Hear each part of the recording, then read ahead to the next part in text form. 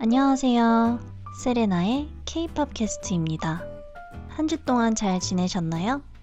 오늘은 K-POP 아이돌의 앨범과 굿즈에 대해 이야기해보려고 해요. 여러분은 좋아하는 아이돌의 굿즈를 구매해 본 적 있나요? 아이돌 그룹의 멤버들과 앨범 컨셉을 활용해서 만든 여러 상품들을 K-POP에서는 굿즈라고 불러요. K-POP 아이돌의 굿즈는 종류도 정말 다양하고 디자인도 개성 넘치고 예쁘잖아요.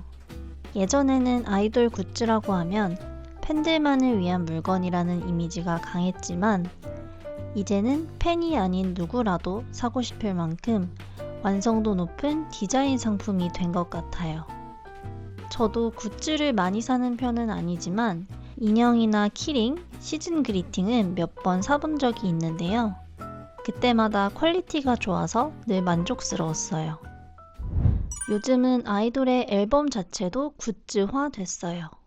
한국어에서 화는 어떤 성격이나 형태로 바뀌는 걸 의미해요. 예를 들어 일상화는 원래 없거나 특별하던 것이 너무 흔해져서 일상이 되는 걸 말하고, 상품화는 아이디어나 문화처럼 원래는 판매하지 않던 것이 실제 판매하는 상품이 되는 걸 의미해요. 사실 이제 CD로 음악을 듣는 사람은 많지 않잖아요. 유튜브 뮤직이나 스포티파이 같은 플랫폼에서도 충분히 음악을 들을 수 있으니까요. 그런데도 여전히 아이돌 앨범이 잘 팔리는 이유는 CD와 함께 포토북, 포토카드 같은 굿즈가 함께 제공되고 디자인까지 특별해지면서 앨범 자체가 소장 가치가 있는 상품이 되었기 때문이에요. 그리고 같은 음악이 담긴 앨범을 디자인이나 구성품만 다르게 해서 여러 버전으로 판매하는 것도 일반화됐어요.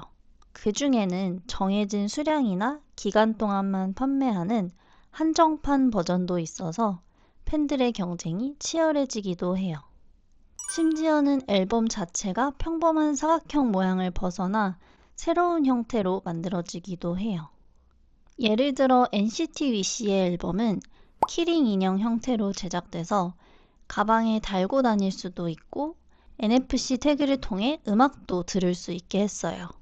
그 외에도 투어스는 카메라 필름, 전소연은 햄버거 포장 박스처럼 앨범을 만들어 판매했어요. 각각 앨범 컨셉에 가장 잘 어울리는 형태를 선택한 거예요. 이처럼 아이돌의 앨범은 단순히 음반을 넘어서 보는 즐거움까지 함께 주는 상품이 되고 있어요. 이제 책장이나 서랍 속에만 놓이는 물건이 아니라 장식품이나 소지품으로서 팬들의 일상에 자연스럽게 함께하는 존재가 됐어요. 여기서 아이돌 팬사인회에 대한 이야기를 잠깐 해볼게요. 요즘은 앨범을 사면 자동으로 팬사인회 참석자를 뽑는 추첨에 응모돼요. 팬사인회에 가서 아이돌을 직접 만나고 싶은 팬은 많지만 현실적으로 참석할 수 있는 인원은 한정돼 있기 때문에 이런 추첨 방식이 생긴 거죠. 그런데 랜덤 추첨이라고는 하지만 앨범을 여러 장 살수록 당첨 확률이 높아지는 게 현실이에요. 실제로는 추첨 없이 앨범 구매량이 많은 순서대로 뽑는 경우도 많다고 해요. 그래서 결국 얼마나 많이 살 수 있는지, 즉 구매력이 중요한 요소가 돼버렸어요. 이 방식이 맞는지에 대해서는 팬들 사이에서도 의견이 갈려요. 누군가는 앨범을 많이 산다는 건 그만큼 팬사인회에 가고 싶은 마음이 크다는 뜻이라고 생각해요. 또는 아이돌에게 더 많은 기여를 했다고 받아들이기도 해요. 그래서 이런 방식을 공정하다고 느끼죠. 반대로 누군가는 돈을 많이 쓸 수 없어서 이런 구조가 부담스럽다고 느끼기도 해요.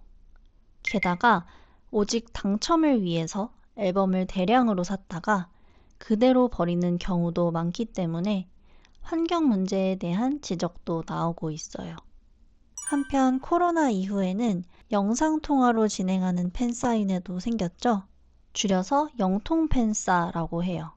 공간이나 거리에 제약이 없는 영통팬사 덕분에 그동안 오프라인 팬사인회에 참여하기 어려웠던 글로벌 팬들에게는 좋은 기회가 되기도 했어요. 다만 한국 팬들 사이에서는 팬사인회 응모 대상이 글로벌하게 확대되면서 당첨을 위한 앨범 구매 경쟁이 더 심해졌다는 부정적인 반응도 있어요. 아이돌 굿즈 이야기에서 포토카드를 빼놓을 수 없죠.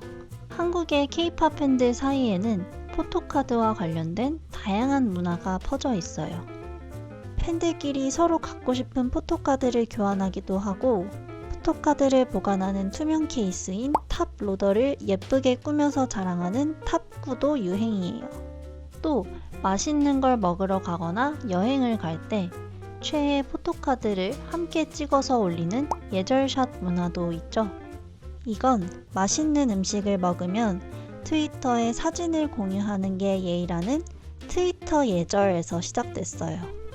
아이돌 덕후 사이에서는 이런 음식 사진을 올릴 때 자신의 최애 포토카드를 음식 옆에 놓고 함께 찍어 올리는 게 유행하기 시작했어요.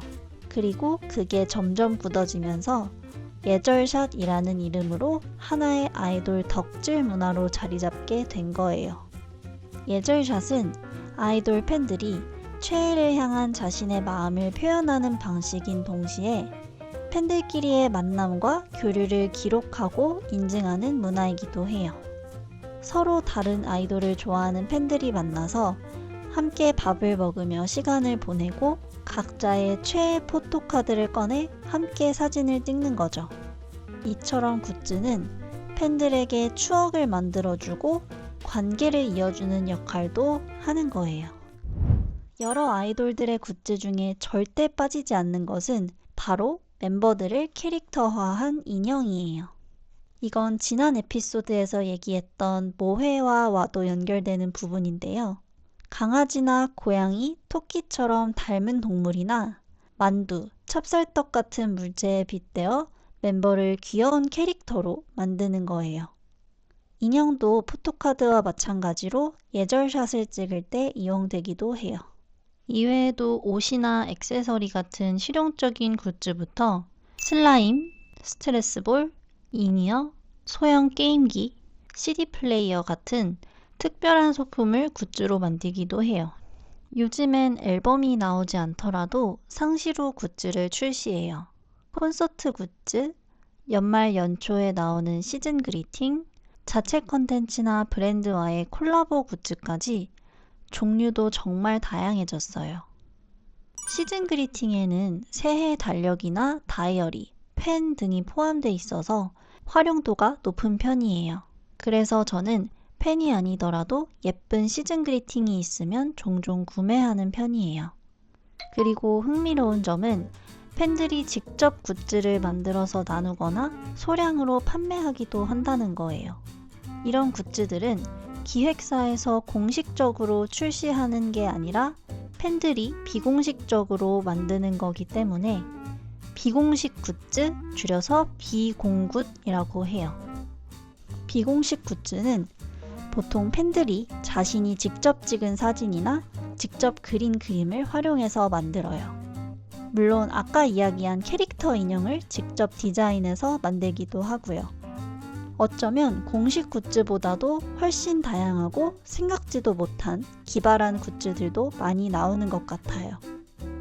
심지어 어떤 팬들은 직접 찍은 사진과 영상을 모아 오프라인 상영회를 열기도 해요.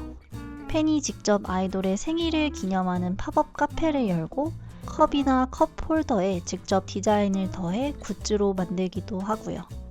이쯤 되면 팬은 단순히 소비하는 사람이 아니라 K-팝 문화를 함께 만들어가는 존재라고 볼 수 있겠죠. 마지막으로 굿즈 이야기를 하면 응원봉도 빼놓을 수 없죠.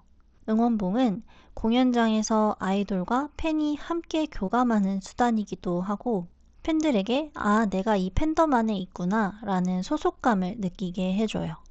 그래서 다른 팀의 응원봉과는 구별되는 고유성이 중요한데요.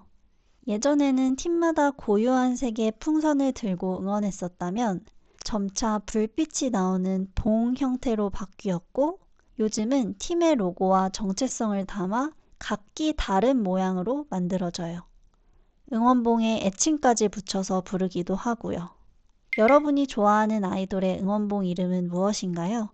인상 깊었던 응원봉은 어떤 것이었나요? 한국에는 아이돌 굿즈만 모아서 전문적으로 파는 굿즈 스토어도 정말 많아지고 있어요. 이곳에서는 여러 아이돌의 굿즈를 사고 사진을 찍고 공간을 구경하면서 K-팝을 하나의 경험으로 즐길 수 있어요.